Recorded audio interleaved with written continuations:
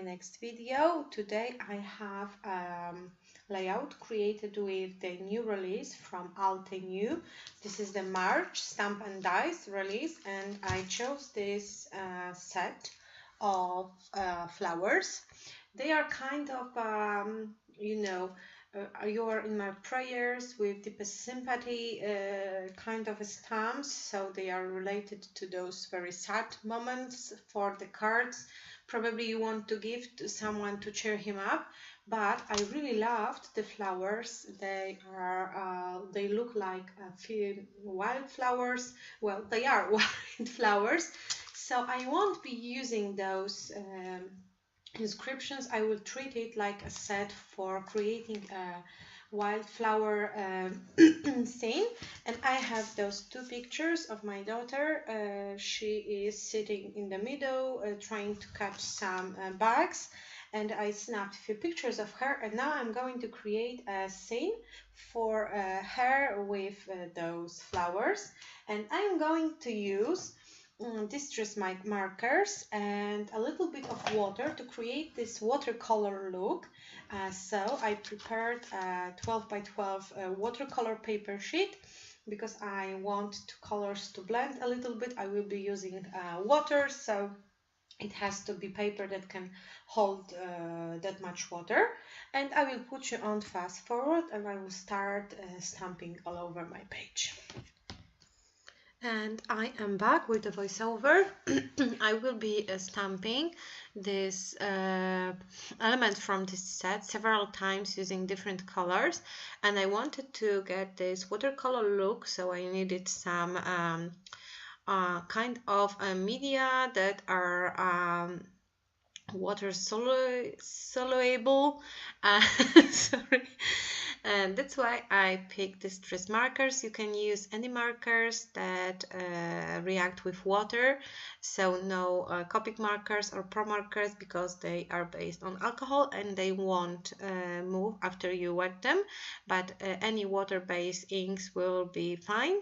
I chose markers because it's the fastest way and the easiest way to achieve the effect, but maybe some watercolor based, some dye inks will also work. I started with some simple branches and stamped them several times, and then I moved to the flower stems, and I also stamped them using different colors of green. And now it's time to stamp the flowers. I picked this it looks like a corn flower, and I'm stamping it using different shades of blue and navy. The colors of distress markers are a little worn out, so they will look like a little bit faded, but I really like this feel and look, and I use them on purpose because I didn't want it to be very bright and very colorful, because I will use bright green and blue to create background, and I wanted them to blend into it. And as you can see, I cut out some parts of stamping because it was very enjoyable but very long process. You have to paint the stamp with the marker, and they gently spray the water all over it, so it can be wet. It would be wet, but not wet too much, otherwise the ink will flow out from the stamp. And I already have a cornflowers, which are blue, some purple flowers, and now I'm moving into the red ones that they will look like poppies. I chose one of the reds, but it was just too bright, so I took another red color from my distress marker set, and it looked much better, so I'm following with this color. I think it's called barn doors, or maybe a fired brick, I am not sure, but as you can see, I stamped a lot with the red colors, and now I'm stamping with the warm lipstick color with some pink smaller flowers. I think I didn't use all of the stamps from this set because there are plenty of this kind of looking like wheat or grass stamps. I just tried to achieve this very artsy look, and now I'm adding some orange flowers because I think it's lacking of some yellow and orange colors in this composition. And I remember every time to water my stamp before stamping it, so the color would flow beautifully. And to achieve this effect, you really have to have a watercolor paper. And now I will be creating the background using the eco lines from Talents. They are liquid. Oh, here is the accident. The lid wasn't screwed, so it leaked. What I was talking about, I am using the lines. They are watercolors, liquid watercolors, but you don't have to use them. You can use regular watercolors. You can use inks if you have kind of a Jane Davenport inks, or maybe Dr. P.H. Martin, but you have to add a lot of water. We don't have those very vibrant colors here. We just want to create the background so the flowers won't look like floating into the thin air. No, into the air, not thin air. And I'm mixing greens and blue colors. And you have to be careful because the distress markers still can be activated by water, so you don't have to paint all over the flowers. You try to paint around them because we don't want all the flowers to blend into the background and lose the shapes, so you have to be careful. After I applied the colors, I used a water mister and sprayed all over my page to move the colors gently, not the whole flowers, not the whole leaves and stems, but I wanted them to blend into my background a little bit more. That's why I added a little bit of water using using the mister.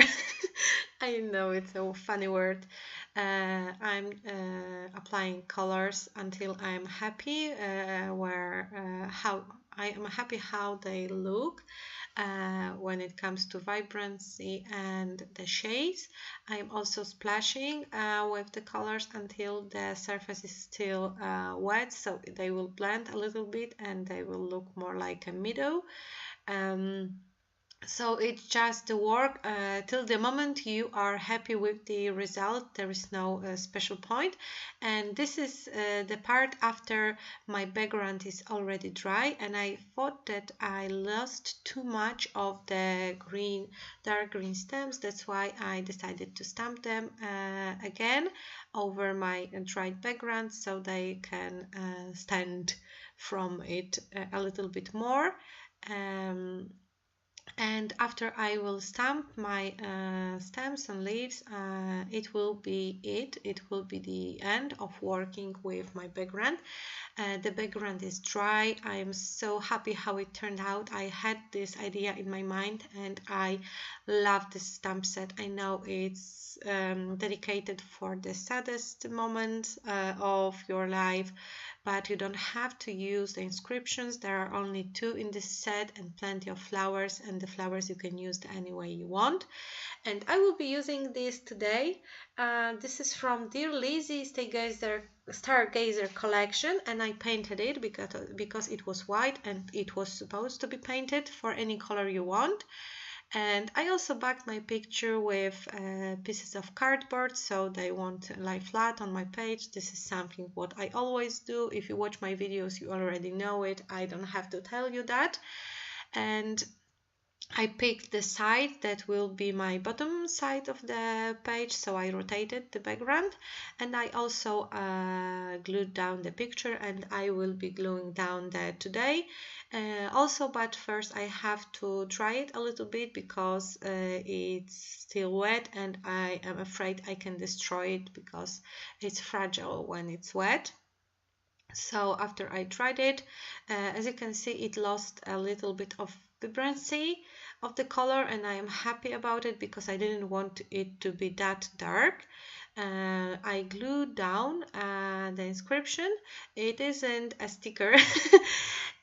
I tried to rip off the other side, but it's not the sticker, I can promise you, so don't make the mistake I did. I will also sew through it using the white thread because it will protect the inscription from falling out from the page, because I wasn't able to glue it down flatly. I only applied a few drops of glue, and now I'm playing with the embellishments. This is the Flourish collection from Create Paper, and it has a lot of flowers, so I thought it will look really good with my background. But still, my background is so busy, I don't want to add too much around my pictures. I just want to highlight the background, not to cover it. So I decided to use the inscription, this little pink inscription from the sticker set that says something like grow where you are planted or something like that, and I only added this yellow flower from the chipboard sticker set, and I think it's it. I didn't add anything more. Oh no, I added the bags. The bags are fasciculated from one of the Flourish papers, and I use them a lot lately in many of my pages because I'm so in love with those butterflies and moths. So this is where I showed you that I cutted them out. I already sew through my pieces. I will show you it in the close-ups in few seconds. I cut it out from the video because it's nothing fun to watch me sewing, because you can only see the top of the sewing machine. And I am adhering my bags only through the middle of the bag. That's why they have the wings like they are flying. And here are the close-ups. You can see the threads. I left them loose. I like this messy look with this artsy background, and I hope you like this page, and don't forget to check the Altenew release for more inspiration. Bye bye.